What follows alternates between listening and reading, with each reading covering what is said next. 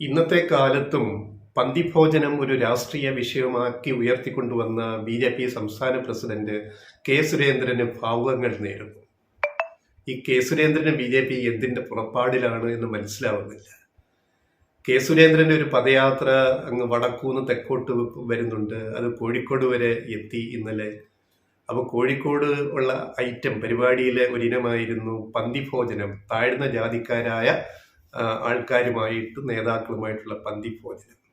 അതായത് SC/ST വിഭാഗത്തിൽപ്പെടുന്ന Dalit വിഭാഗക്കാരായ ആൾക്കാരുമൊത്ത് K. സുരേന്ദ്രന്റെ പന്തിഭോജനം, അതിൻ്റെ പരിപാടി കാർഡ് ഈ സ്റ്റോറിയോടൊപ്പം നമ്മൾ കാണിക്കുന്നുണ്ട്.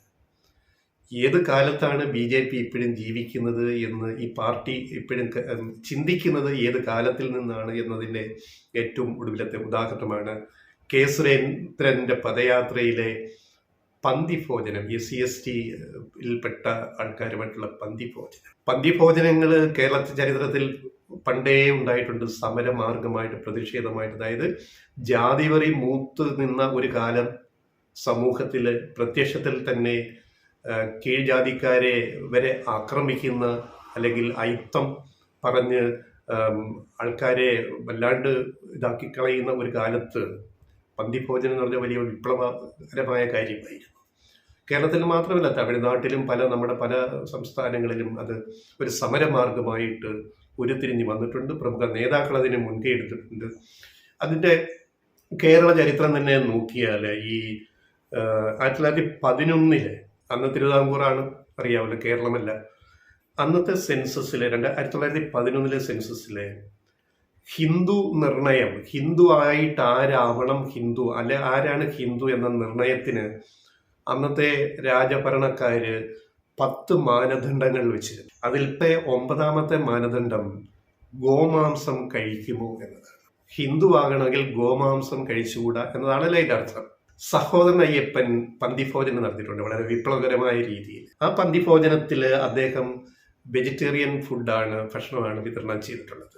ചോറ്, ചക്കക്കുരു, കടല തുടങ്ങിയ ഐറ്റംസ്.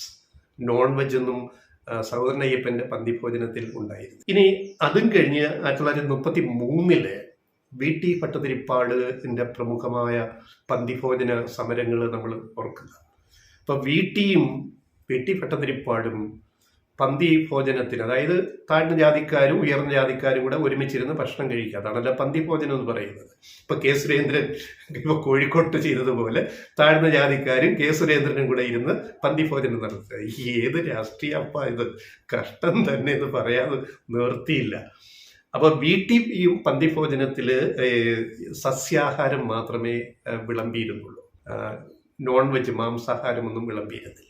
ഈ വിദ്യാവിനോദിനിയില് വേറൊരു സംഭവം പറയുന്നുണ്ട്. ഈ ജാതിക്കുള്ളിലെ ജാതി പോലെ തന്നെ, അതായത് ക്രോഫോർഡ് സാഹിബ് അന്ന് ഇവിടെ അധികാരിയായിട്ടിരിക്കുന്ന സമയത്ത് അന്ന് ദിവാൻ ഗോവിന്ദമേനോനാണ് അന്ന് ദിവാൻ. ഈ ഗോവിന്ദമേനോൻ പള്ളിയിൽ ഗോപാലമേനോനോട് പറയുന്നതായ ഒരു സംഭവം വിദ്യാവിനോദിയിൽ വിവരിക്കുന്നുണ്ട്. അതിൽ പറയുന്നത്, ഈ സാഹിബിന്റെ വേലക്കാരൻ ഈഴവ സമുദായത്തിൽപ്പെട്ട ആളാണ്, ക്രഫോർഡിന്റെ. ക്ഷേത്രത്തിൽ നിന്ന് ഇറങ്ങി വന്നൊരു നായര് ക്ഷേത്രത്തിലെ പ്രസാദം, ചോറ് അതും കൊണ്ട് പുറത്തേക്ക് വരുമ്പം തീണ്ടലുണ്ടായി. ഈഴവനെ കണ്ടിട്ട് ഈഴവനെ അദ്ദേഹം മർദ്ദിക്കുകയാണ് തീണ്ടൽ ഉണ്ടാക്കിയതിന്. ഈ ഈഴവൻ ഖാഫൂർ സാഹിബിന്റെ വീട്ടിലെ പണിക്കാരനാണ്. അപ്പൊ അങ്ങനെ ഇത് സാഹിബിനോട് പരാതി പറയുന്നതായപ്പം നായർക്ക് ഭയമായി. അപ്പൊ നായര് പിന്നെ ചെയ്തത് ഒരു പുലയ സമുദായത്തിൽപ്പെട്ട ഒരാളിനെ ഈ ചോറും എടുപ്പിച്ചുകൊണ്ട് നേരെ സാഹിബിന്റെ കൊട്ടാരത്തിൽ ചെന്നിട്ട് മേടയിൽ ചെന്നിട്ട് ഇങ്ങനെ മാപ്പപേക്ഷിച്ചു. ഇങ്ങനെ ഒരു അബദ്ധം. കാരണം വേലക്കാരൻ ഈഴവൻ സാഹിബിന്റെ പിന്നെ വീട്ടിലാണല്ലോ. അപ്പൊ സാഹിബ് അതിൽ ഇടപെട്ടിട്ട് പിന്നെ അപ്പം നായരോട് ചോദിച്ചു, നിങ്ങൾക്ക് എന്താ ഇത്, മനുഷ്യരെല്ലാം ഒരു രക്തമല്ലേ, എല്ലാവരും ഒരു ഒരു മനുഷ്യകുലമല്ലേ, ഇതിനകത്ത് ജാതിയും മതമൊക്കെ എന്തിനാണ് ഇങ്ങനെ എന്ന് പറഞ്ഞപ്പം നായര് പറഞ്ഞു, ഞാൻ ഈ പന്തിഭോജനം ഞാൻ ആ ചോറ് കഴിച്ചോളാന്ന് പറഞ്ഞു. അപ്പൊ സാഹിബ് ചോദിച്ചു, നിങ്ങൾ രണ്ടും കൂടെ കഴിക്കുമെന്ന് ചോദിച്ചു. ആ കഴിച്ചോളാന്ന് പറഞ്ഞു. നായര് പേടിച്ചിട്ട് പറഞ്ഞു കഴിച്ചോളാന്ന് പറഞ്ഞു. അങ്ങനെ ജോലിക്കാരനെ ഈഴവനും നായർക്കും കൂടി ഭക്ഷണം വിളമ്പാൻ വരുന്നത് ആരാണ്? ഈ പുലിയ സമുദായത്തിൽപ്പെട്ട ആളുടെ കയ്യിലാണ് ഈ ചോറ് പാത്രം ഇരിക്കുന്നത്. അത് കണ്ടതും ഈ സാഹിബിന്റെ പണിക്കാരനായ ഈഴവൻ ഞാനത് കഴിക്കത്തില്ല എന്ന് പറഞ്ഞു. കാരണം എനിക്ക് അയിത്തമുണ്ട് ആരുമായിട്ട് ഈ പുലേസുമായിട്ട് എനിക്ക് അയിത്തം, അതുകൊണ്ട് എനിക്ക് കഴിക്കാൻ പറ്റില്ല. അവൻ ഈ സംഭവം ചൂണ്ടിക്കാണിക്കുന്നത് ജാതിവെറി എത്ര നികൃഷ്ടമായിട്ട് പുലർത്തിയിരുന്ന ഒരു സമൂഹമായിരുന്നു നമ്മുടേത് എന്ന് ഇപ്പോഴും മനസ്സിൽ എല്ലാവർക്കും പലർക്കും ഉണ്ട്. ഇത് മനസ്സിൽ നിന്ന് ഇപ്പോഴും ജാതി പോവില്ല. നമ്മളുടെ ഒരു 100 കൊല്ലത്തെ ചരിത്രം തന്നെ എത്ര മ്ലേച്ഛമാണെന്ന്. ഇപ്പം സ്വാമി വിവേകാനന്ദൻ കേരളത്തെ ഭ്രാന്താലയം എന്ന് വിശേഷിപ്പിച്ചത് എത്രയോ നാടുകളിൽ അദ്ദേഹം പോയിട്ട് അവിടെ ഒന്നും കാണാത്ത ക്രൂരകൃത്യങ്ങൾ ഇവിടെ കണ്ടിട്ട് ആണ് ജാതിയുടെ പേരിൽ, ജന്മത്തിന്റെ പേരിൽ. അവൻ ജാതിയെ ഭക്ഷണവുമായിട്ട് ബന്ധപ്പെടുത്തുക, നമ്മൾ ഭക്ഷണം കഴിക്കുമ്പോൾ ജാതി ഓർക്കേണ്ടി വരിക, ഇതൊക്കെയല്ലേ ഇപ്പം ഭാരതരി വിതരണം ചെയ്യുന്നു കേരളത്തിലെ നരേന്ദ്രമോദി സർക്കാർ. അപ്പോൾ ഒരു കമന്റ് വന്നത് ഈ ഭാരതരിയുടെ കൂടെ ബീഫ് കഴിക്കാൻ പറ്റുമോ എന്നൊരു കമന്റ് വന്നു.